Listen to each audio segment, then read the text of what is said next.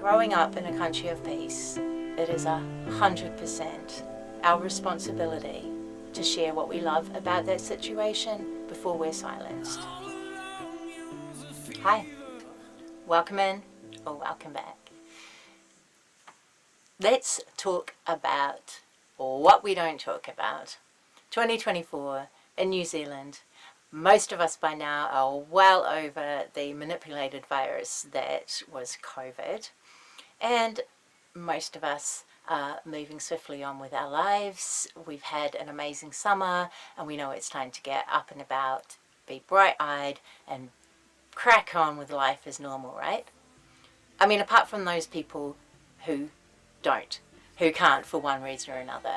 Either the virus has got them long term and they're just still in the state of brain fog or anxiety or dis-ease, or they're not here anymore. So if anyone can't hear the word COVID without running into this idea of mass conspiracy theory, hang in there, because your thoughts are valid as well, and I can understand how you got to that situation. They're all trigger words, right? But if you are interested in having this conversation and taking it further, let's take a look at Dr. John Campbell, who has just put out a report today on statistics, etc. Now, I kind of hesitated to put this in, but I've done it, so I'm going to give it to you.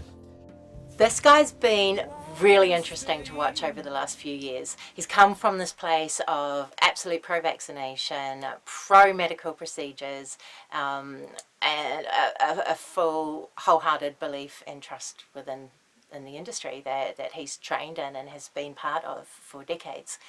And comes across a very warm character, very easy to absorb the information from, and also very good at his job, which is disseminating information to his students initially, and then onwards to his millions of YouTube viewers, as has built up over the years. Quite incredible.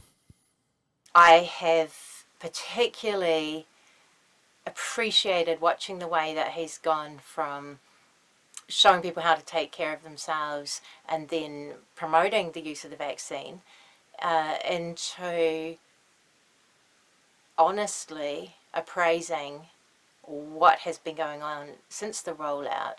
It was a couple of conversations that he had with vaccine injured young people that really showed me where his heart was coming from, and watching someone go through the pain of realizing that not everything is as it seems was a very real journey.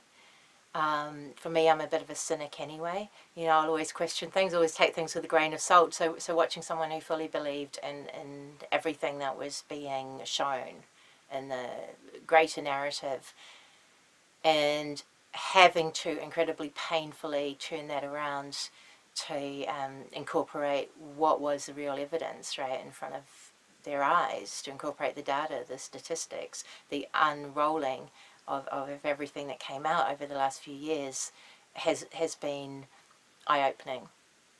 And I haven't actually lost my appreciation for them. Coming back to what we're looking at today, it's actually excess deaths within the UK, the US, and other places around the world. We have the estimated COVID deaths, and then we have the unexplained deaths. UK in 2022, we lost 52,514, more than we would expect, 9.26%.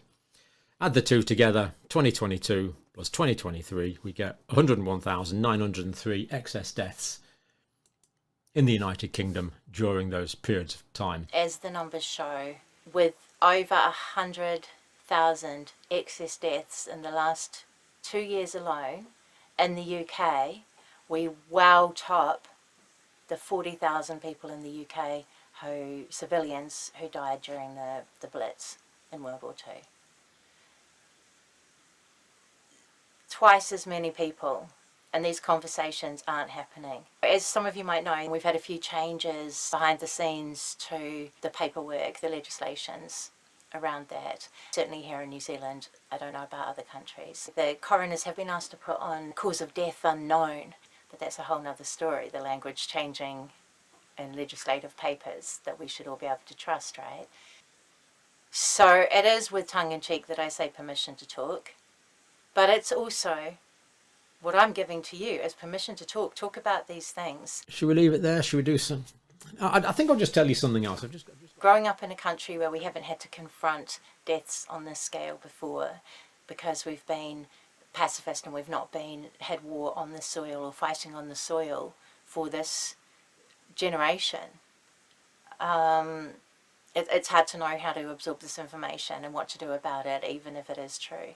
So really it's up to you to figure out how to step forward and enhance what we have, enhance the solution finding, and really be more prepared for when this comes again.